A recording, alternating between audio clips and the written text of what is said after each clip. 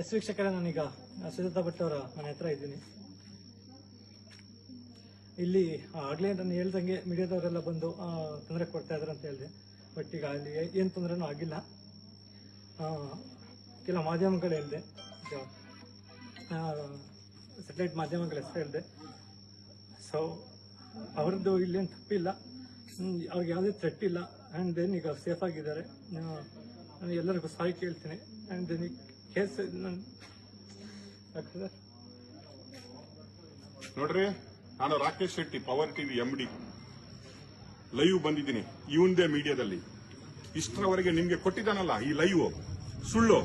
ಆಗ ಲೈವ್ ಅಲ್ಲಿ ಬಂದು ಹೇಳಿದಾನಲ್ಲ, ಥ್ರೆಟ್ ಇದೆ ಸುಜಾತಾ ಭಟ್ರಿಗೆ, ರಾಕೇಶ್ ಶೆಟ್ಟರ್ ಪವರ್ ಟಿವಿ ಇಂದ ಇಲ್ಲಿ ಥ್ರೆಟ್ ಆಗ್ತಾ ಇದೆ ಅಂತ ಬೊಗಳ್ತಾ ಇದ್ದಲ್ಲ, ಇವನೇ ಇಲ್ಲಿ ನಿಂತ್ಕೊಂಡಿದ್ದಾನೆ. ಇಲ್ಲಿ ಪೊಲೀಸ್ ಅವರು ಇದ್ದಾರೆ, ಎಲ್ಲ ಇದ್ದಾರೆ. ನಾನು ಮನೆಯಿಂದ ಬಂದಿದ್ದೀನಿ.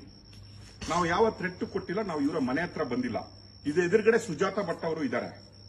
ಈ ಚಟ ಇದೆ ಅಲ್ವಾ, ಸಂಚಾರಿ ವಿಡಿಯೋ ಚಟ ಇದೆಲ್ಲ, ಧರ್ಮಸ್ಥಳದಲ್ಲಿ ಕೊಟ್ಟಿದ್ದಲ್ಲ, ಸಾಕಾಗಿಲ್ಲ ಇವರಿಗೆ. ಇವರು ಯಾರ್ದೋ ಇದಕ್ಕೆ ಮನೆಗೆ ಬೆಂಕಿ ಇಡುವ ಜನಗಳು ಇವರು.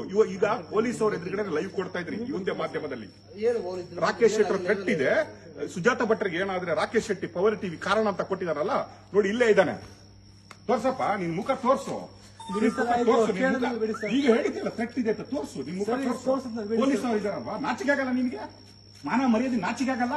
ಮಾತಾಡಬೇಡಿ.